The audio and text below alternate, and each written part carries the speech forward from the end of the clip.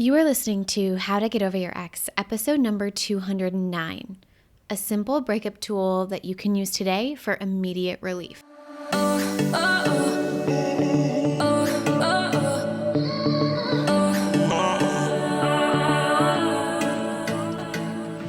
Welcome to How to Get Over Your Ex, a podcast on getting over your ex without it just taking time. I'm your host, breakup coach Dorothy. Let's turn your pain into power and your heartbreak into happy. Hello, Braveheart. How are you doing today? I just have this sense that maybe you need a little bit of extra loving care today. And so I am sending it your way. It's weird, actually. I'm starting to see a lot of my clients get married. Of course, that's happened in the past, but it's happening so much more over the last year or year and a half, and it's really wild. I remember seeing them heartbroken and hopeless and, devastated. And now here they are, healthy, fabulous, in beautiful relationships, getting married, having babies, and loving their beautiful, fulfilling lives. And I just want you who's listening, maybe going through it right now, to know that on the other side of this heartbreak, on the other side of this really low moment of your life, there will be love, and there will be epicness and amazingness and completeness and fulfillment. There's even love right now. It's just love in a different form, a love for yourself. And personally, I've been pouring so much love into my body right now, and I feel so good in my own skin again. I'm right there in the trenches with you, Braveheart, and you're not alone. And there are actually other Bravehearts around the world. There's so many of you listening in. There's so many Bravehearts around the world who have made it through, and they are cheering you on, and they're excited to see you on the other side. So don't feel like you're doing this alone. You have a team, you have community. So I love you. I'm just sending you that message today. Now, today, I want to talk about a really simple yet profound concept. Sometimes it feels like thoughts just happen to us, right? They're so default that they happen quickly. That neural pathway takes off so fast that the thought just appears and we aren't even aware of it if it's there. And then we feel the feeling and then we react or resist or avoid. And it takes us a moment to slow down, rewind, back up. Now, when that happens, it can feel kind of very out of control. And if you're new here, I just want to let you know the reason I'm talking about your thoughts is that thoughts create your feelings, meaning it's not time that makes you feel differently. If over time your thoughts don't change, your feelings won't change. And so what we think, the thoughts that we think, it's actually optional and it matters. What we choose to think and believe matters. And it matters because how we feel fuels how we show up in the world, and it determines the behaviors we participate in. So if you're someone listening to the podcast and you feel like you've been participating in compulsive behaviors that don't even look like you because of your breakup, you can know it's because of a thought error. You can look at what feelings are fueling those behaviors and what thoughts are creating those feelings. And when we learn to manage our mind and purposefully and intentionally choose our thinking and our thoughts to create new feelings, that will fuel different action. And the power of that is that you get to stop white knuckling your way through your breakup, and you get to change the stories in a way that feels very natural and organic. And then the action of showing up like you're someone who's over their ex comes naturally, and you're not forcing yourself to do things that you think you should do to get over your ex. You're just naturally being that version of yourself. Now, when you're first getting the hang of this, you might not be able to choose the first thought that comes up. But the tool that I want to teach you today is that you always have the ability to choose your second thought, especially when you start waking up, especially when you start noticing and becoming aware of your thoughts. And it's so powerful. So I want you to hear it again. I might not be able to control the first thought, but I do have the ability to choose the second. And this is such a game changer. And this is why awareness of what the stories are you're telling yourself matters. The quality of your thoughts determines the quality of your life. So therefore, the quality of your thoughts in your breakup is going to determine the quality of your breakup. I always say there's this necessary pain, right? Loss, grief. In breakups, we have that necessary pain, loss, grief. However, I see so many individuals participating in compound suffering that's not required. They participate in this compound suffering by making their breakup mean something about themselves fundamentally. And that suffering is optional, and it's excruciating when you find yourself participating in it. And it actually holds you back from just feeling and experiencing the pain, loss, and grief and not making it mean anything. Now, if you can wake up to the idea that you are not your mind, you are the watcher of your mind, you then get the opportunity to examine and look at what thoughts your brain is programmed to believe. Then, as that watcher, you get to just see them and determine what you want to do with them, if you want to do anything. Just because we can choose different thoughts doesn't mean we always want to. Now, the way I see this tool showing up in my clients looks like a very simple question. They give me a thought as if it's a fact. We identify that it's an optional thought. And then I like to ask them, so what? So what? What's the problem here, right? Or, okay, what would you like to do about it then? Now, those three questions feel kind of harsh, especially in the context of breakup coaching. They'll tell me something extremely devastating. The rest of the world is going along with them in this story. And when I ask them, so what, when they tell me their partner cheated on them, it can be kind of jarring. But I'm your coach. I'm here to do that. I'm here to interrupt something that feels really factual or true. But the only reason I'm doing that, I'm doing it from a place of love, but it really gets at the depth of the problem. So what? Why is that a problem for you? Right? If someone cheats on me, it's going to be a different problem for me. Different thoughts might appear for me. So I can't just make those assumptions up. So you're really just identifying what the real problem is by asking yourself that. And like I said, it feels harsh, but it takes you to the next step.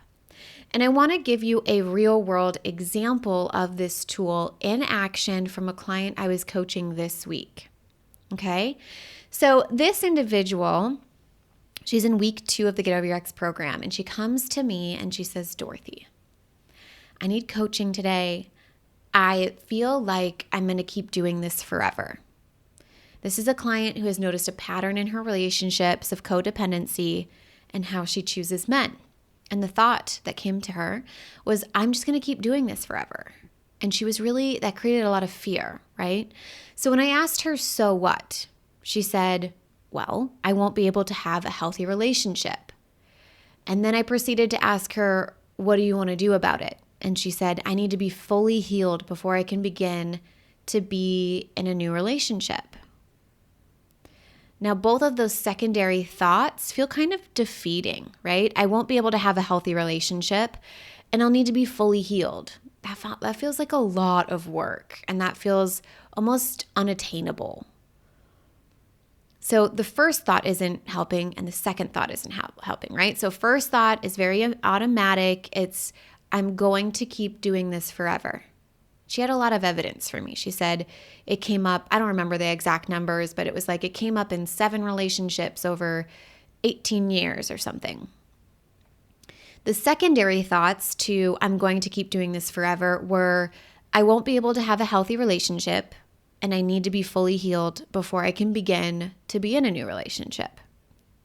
Now, of course, we could question the idea that how do we know she'd keep doing this forever? We don't know that. We don't know what the rest of her life looks like. She's got 60 plus years, probably more. She's already made progress.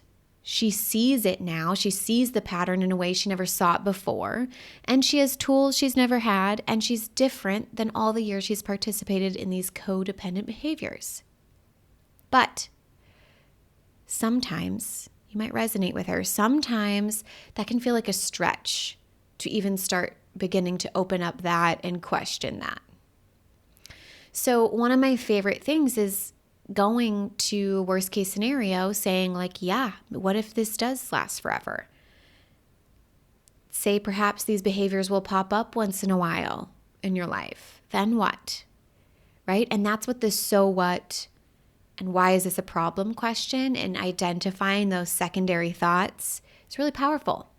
So the two thoughts after the very automatic thought were, I won't be able to have a healthy relationship and I need to be fully healed before I can begin to be in a new relationship.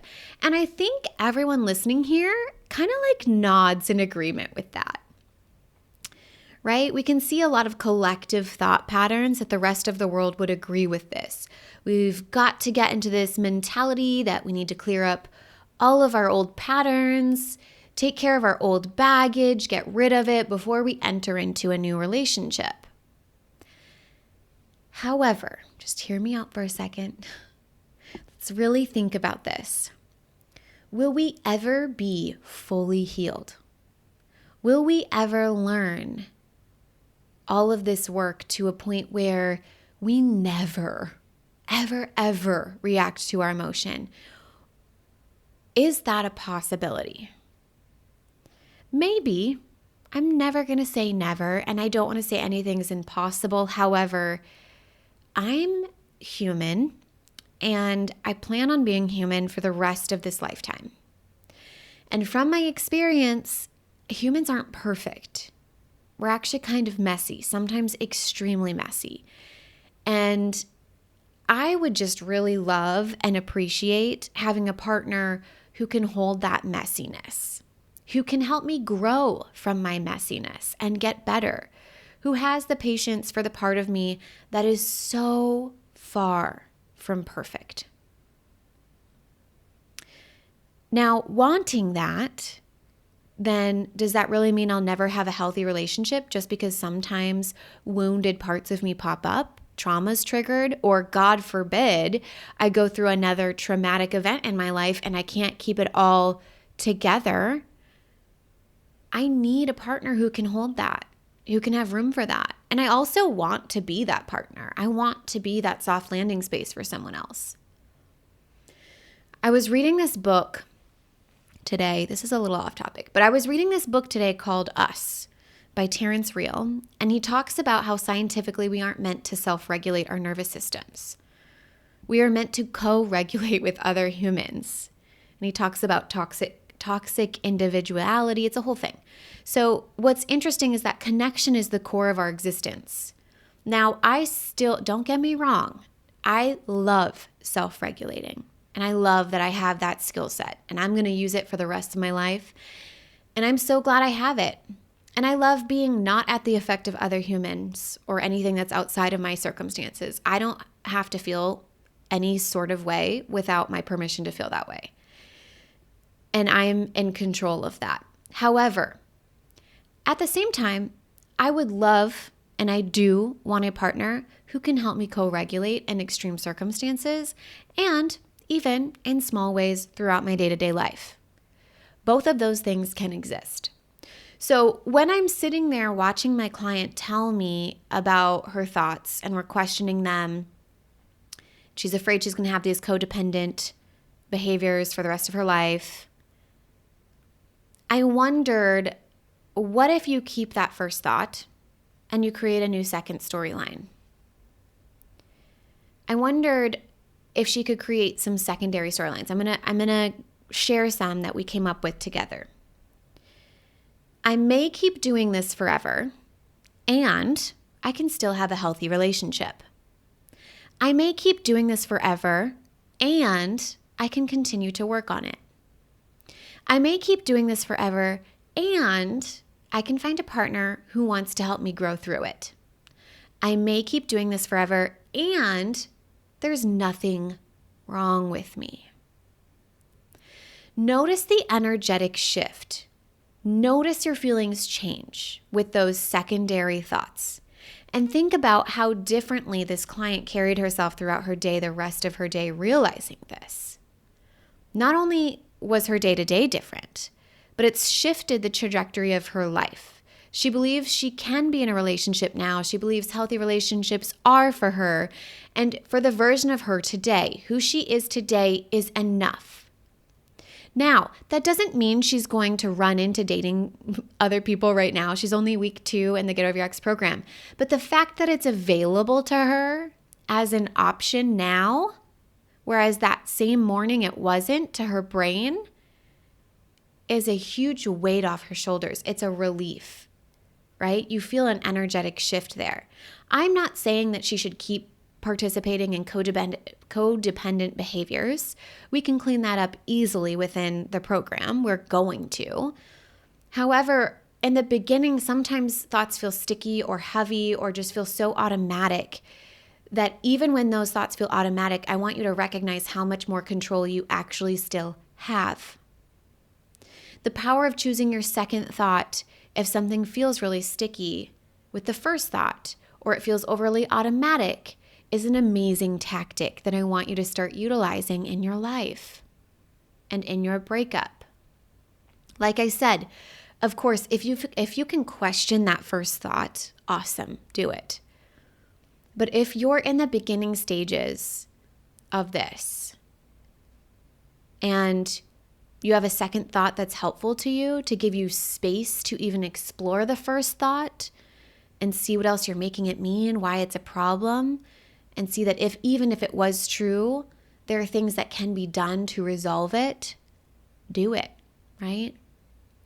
So the tangible steps to do this are, number 1, become aware of that automatic storyline. If you're not aware of it, we can't see it, there's nothing we can do with it, right? You might be telling yourself something that feels factual, when in reality it's just a story that feels so ingrained. Number 2, ask yourself, so what, in response to that thought. Ask yourself, why is this a problem, in response to that thought. And ask yourself, what do I want to do about it, in response to that first thought. And you'll notice the second thoughts appearing and whether or not they shift the energy or they don't. Then you can come up with some and statements or intentionally choose a second thought that creates a productive emotion that fuels behavior that serves you and gets you closer to a solution to the actual problem you're trying to solve. You'll notice with the secondary and statements that we gave my client, she then had room to explore, continue her progress, and those codependent behaviors will not be a problem for the rest of her life. However, we can't always promise that they won't appear once in a while for the rest of her remaining 60 or 70 years, right? We have no idea. But if they do, it's not a problem.